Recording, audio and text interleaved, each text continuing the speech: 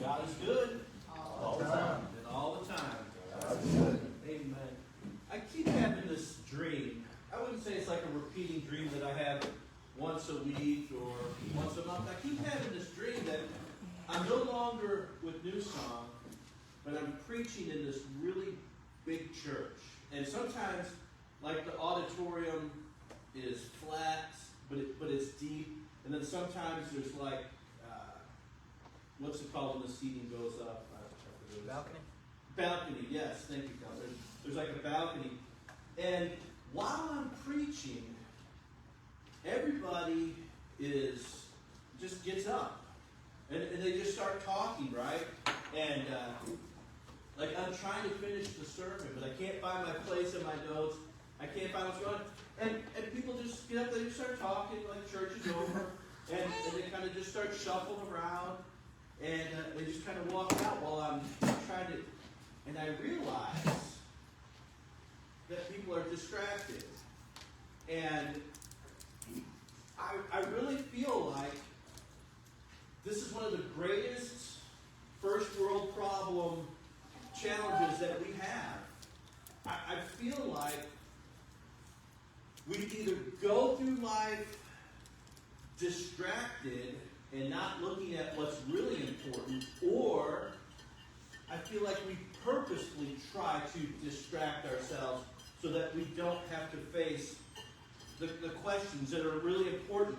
And I think until we find the answer to one set of questions, we'll never have peace of mind. I believe that this is true. I think people have reported this through history. I don't think it's new to us or novel information to you today. But I think until we come to grips with the two questions of, am I capable? In other words, do I have what it takes? Am I capable? And does my brief time here on earth count? Does this brief period, this chapter in human history that I am partaking in, does it matter? Will it matter that I existed? So, can I handle? Am I capable? Do I have what it takes? And will my life count for something? And until we realize the answers to that, whether we recognize it or not, those questions will haunt us. They will keep us up at night. They will distract us during the day. They will torment us. We want to know, am I able? Am I capable? It doesn't even matter that I'm here. I think that's how we measure success. People have different measurements for success, but I think we measure it. Am I able to make it? Will it really matter? But what if there was a measurement of humanity that went beyond good and evil? Think about it for a moment. We pursue what is good because we think we're going to be what? Rewarded. I do good and I expect a reward. I avoid doing evil because why? What's the deterrent? Kellen, Mr. Police Officer, what's the deterrent for evil? Punishment. Right. So, what if there was a measurement for our behavior, our attitudes, whatever you want to call it, that was beyond the idea of I want to be rewarded or I want to avoid being punished, beyond good and evil?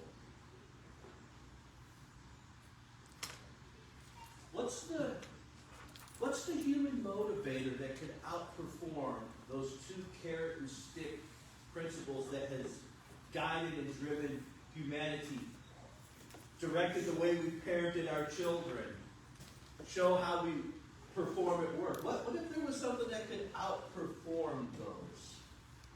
What if there was a motivator out there that could always triumph and never fail us?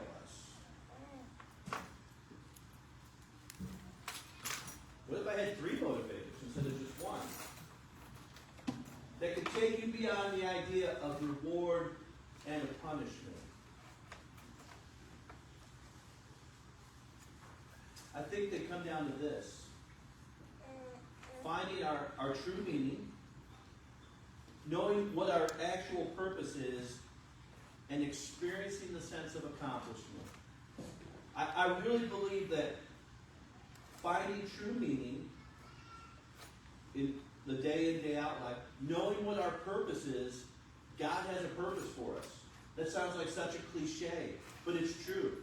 We tell kids when they're graduating from high school, God has a purpose for you, and then we stop telling them that. Why? Becky, you're 90-something years old. You look like you're 70-something. God has a purpose for you. I know that He does. And I know every week when you hug and kiss me and tell me I'm your son, you have the greatest gift of encouragement. You will always be remembered as someone who wrote wonderful cards to people and were an encouragement. Quiet yet strong. And I can go around the room and name something that each of you have that's a purpose. And you bring meaning.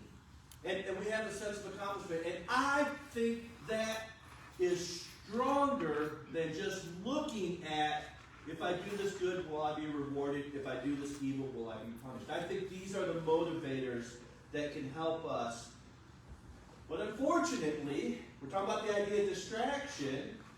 And unfortunately, accomplishments, the sum total, the results of what we do once we find our meaning and our purpose, our accomplishments feel empty and leave us drained if they are just a distraction.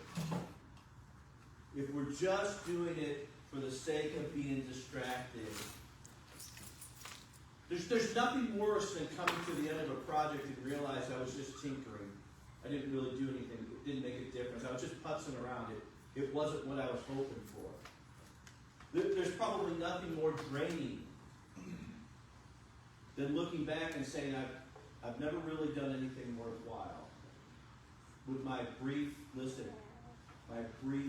time here on earth. So how do I move past that? I think that's a fair question. How do I move past action that's only a distraction, right? Like the old saying, a rocking chair has a lot of movement, but it doesn't make any progress, right? You're moving, but you're not getting anywhere, right? How do we move past that and achieve authentic traction, right?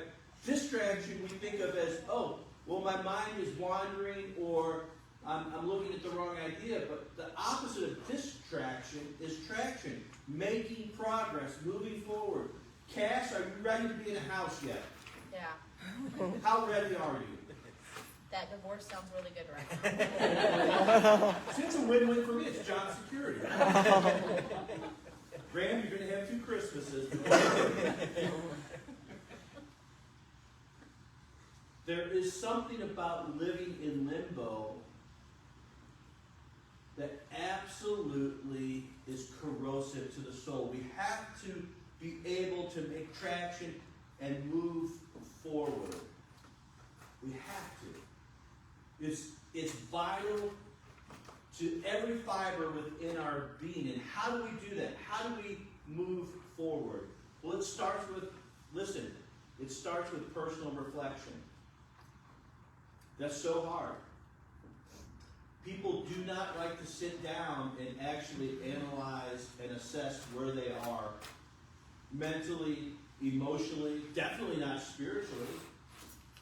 I think that's one of the reasons why a lot of people avoid a congregational family of fellowshipping with other believers, because it causes them to have to think about the spiritual, the eternal, the unseen, and it's uncomfortable. So, assessing where I am, really reflecting on what I want in life, and then doing this. There's an old-fashioned term for it, and I think it's great. It's called soul searching. Looking deep within and searching. And that's what Solomon kind of does here in Ecclesiastes 2. I said in my heart, right? I'm looking within myself. Come now, I will test you with pleasure. Enjoy yourself. Solomon never got a good night's sleep in his life. He had 700 wives and 300 concubines. There's no way. With that many mother-in-laws, never mind. Let's skip that one, right? Okay? I'm going to test myself with pleasure. Remember, his net worth in modern day equivalents was $2 trillion. He's smart. He's wise. He's ruling over Jerusalem. But behold, this was also vanity. Wow, man. I can't see the text center. I'll have to read off my Bible. I don't know what happened with the screenshot there. I said in my heart, come, I'll test you with pleasure, enjoy yourself. But behold, this also is vanity. Again, that Hebrew word, habel, which means mist, vapor, meaninglessness, right? I said of laughter, it is mad, and of pleasure, what use is it? I searched in my heart. There's that soul searching. Listen, I searched in my heart how to cheer my body with wine. My heart still guided me with wisdom, how to lay hold on folly, that I might see what was good for the children of man to do under heaven during the few days of his life. We think distraction is something new. We think overindulging is something new. We think trying to silence the troubles of the world through the comedy network is new. Dave Shapiro, Chris Rock, whatever comedian comes to your mind. It's nothing new. Solomon tried it. He said, I'm going to still be wise, right? But I'm going to give myself over to every kind of pleasure. And it didn't work. It didn't help. It didn't change anything. Listen, soul searching is soul serving. It's self-care. Now, only God can save our soul, right? I can't save my own soul, but I have to care for my soul.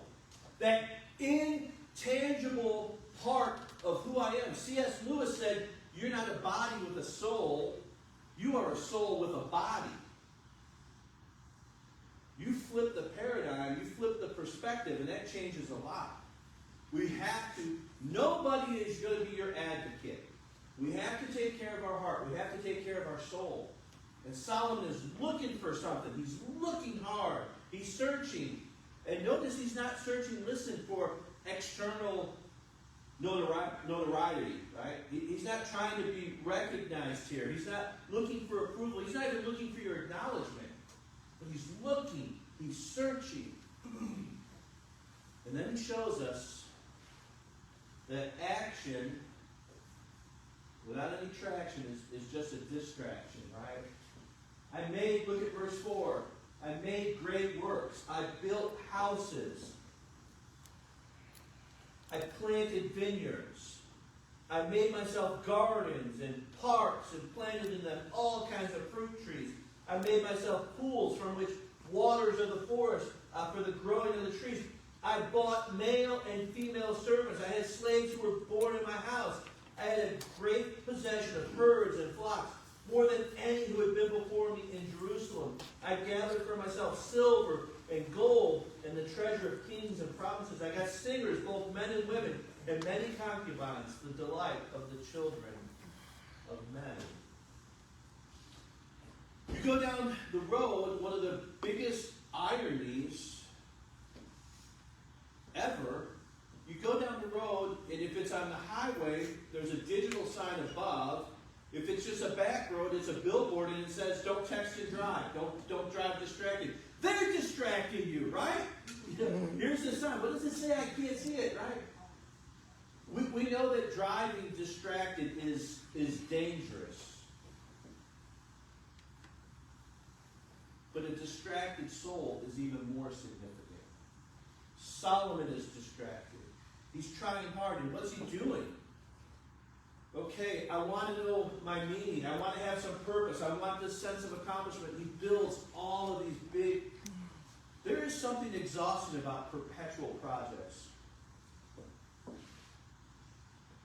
There's an old saying that says the cobbler's kids always go barefoot. Right? Working in construction, when Tammy and I are doing a project, well, number one, it feels like if I have the money to do it, we don't have the time. If I'm having the time to do it, I don't have the money. But we're always doing something. couple of years ago, Jacob and I framed up a set of concrete stairs to go from the front driveway around to the back. We framed them up in April. I didn't get a chance to pour it till July. It just sat there. Right? Last year, we did a sidewalk. We're just always doing something. So I get the fatigue that Solomon, of course, is a much grander scale, of the perpetual projects, the exhaustion of the non-stop activity, right? Right now, not that you asked, but I'm going to tell you, my dream project right now is getting a patio done on the side of the garage. We poured the footers for it last year for the retaining wall. It's just sitting, right? I'm wanting to get it done. I want to do this. But once it's done, then what's next? Right? There's always something more. There's always something more. And for Solomon, he builds all of these pleasure palaces and all of these vineyards and all of these parks and all this beautiful stuff. And then despair settles in. Right? So he realizes that what? It's all pointless. It's all, apparently for him, it becomes a waste of time, right? I gathered this, I did this, I got all this. And so, verse 9, I became great and surpassed all who were before me in Jerusalem. Also my wisdom remained with me. Whatever my eye desired, I did not keep it from them. I kept my heart from no pleasure from my heart. I found pleasure in all my toil, and this was the reward of my toil. And then I considered that my hands, all that it had done, and the toil that I expended in doing it, behold, was all vanity, striving after the wind, and there was nothing to be gained under the sun. What do you suppose motivated Solomon to write about all of this? Possibly. You know, in Solomon's day, they didn't have social media. They didn't have Twitter, Instagram. I know it's hard to believe. Right? People say today that if you spend more time on Facebook and Twitter and Instagram looking at everybody else's great life, you'll be extremely depressed. Well, they're on this vacation, or oh, they did this, or they got that, and you look at it and you. Right now, social science is saying that it's bad for you to compare your life to what you see on social media. You know the people that like run social medias and stuff like that don't let their own kids on there?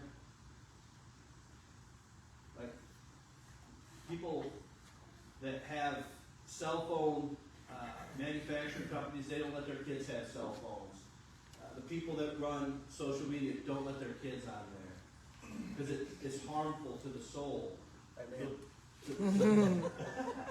To look at what people are doing. So Solomon didn't have a chance to post on Facebook. Here's what I've done lately. What do you think might have motivated or been behind that?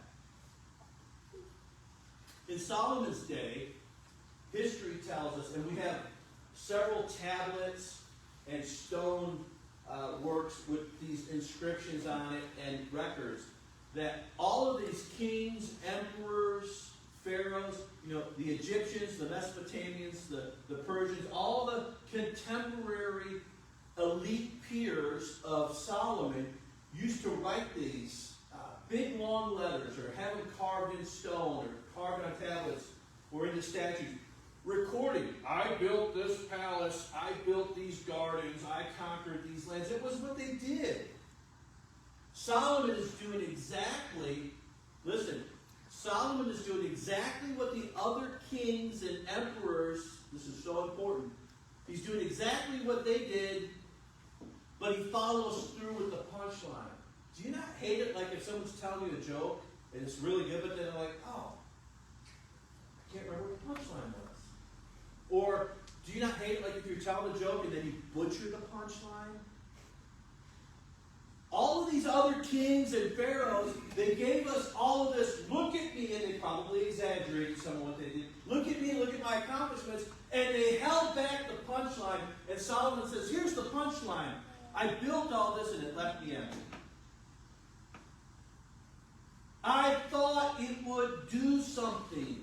I thought I would feel something. And it was just empty. In fact, I feel less than empty. This is going to sound like a side note, but I hope you never forget this. What is the main method through which advertisers motivate us to buy their clients' goods? I want you to think about this, because advertising is everywhere. It's on the radio. For crying out loud, I can't stand paying for a streaming service like Amazon Prime or Netflix, and all of a sudden you got a commercial in there. That drives me crazy. Billboards, magazines, radio, television. What is the main method that these advertisers manipulate you with so that you buy their clients' products? You'll be better. You'll be better? Be happy. All right, so you got you'll be better, you'll be more beautiful, you'll be braver, you'll be more brawn, you'll be beautiful, you'll have more bucks, whatever, right? You're going to be better. How do I get you to think that you could be better? Come on, Colin. If I'm saying that you could be better, what am I saying about you right now? You're not good enough. Right, but how do I get you to know you're not good enough? I got to create dissatisfaction. You could never be satisfied. There's where Solomon is. I'm never satisfied. I got to build another garden. I got to build another palace. I got to get another wife. I have to create a sense of dissatisfaction. That's what advertisement does today. They want to convince you that you are perpetually unsatisfied. Good night. Think of what you have today that you didn't have 5 years ago, which you would have loved to have had. Right? Perpetually dissatisfied. Another way you could say is, I'm going to motivate you by what's missing. Right? FOMO. Fear of missing out. Good night. People, it's a phrase that the young kids use, Betty. Kind of like, remember when they used to say YOLO? You only live once? Well, now it's FOMO. Fear of missing out. If I can get you to completely be dissatisfied, fishing on a barrel. And that's what advertisement does, right? Solomon fell into the trap. I'm dissatisfied. I can't be satisfied. I'm going to do more and more and more. And at the end, the punchline that the other great kings of the ancient Near East didn't give their audience, Solomon says, it's just smoke and mirrors. All of that I did, that I thought would bring me a sense of meaning and purpose and accomplishment, was just smoke and mirrors, and it leaves me empty. It's kind of like that old saying, be careful what you wish for. As a kid, I hated that saying. Adults would say, be careful what you wish for. Why? I'm wishing for this. Why would I be careful, right? Solomon said, careful what you wish for. He achieved what he anticipated, right? I'm going to build all this. I'm going to build all this up. I'm going to find satisfaction. And he discovered it was just a temporary distraction. All that he poured himself into added up to nothing more than a distraction. The projects, the pleasure. It all had this elusive promise of satisfying him, but he's emptier, he's dejected, he is in despair. So here's the big takeaway as we chip away at the book of Ecclesiastes here, which I'm enjoying the time of studying and talking about it because it raises so many good contemporary big questions for life. But from this small sliver of the book, here's the big takeaway. In the end, I mean, from what Solomon's described of all his effort and energy that drained him. In the end, time, it seems, truly is limited and actually is our most precious commodity.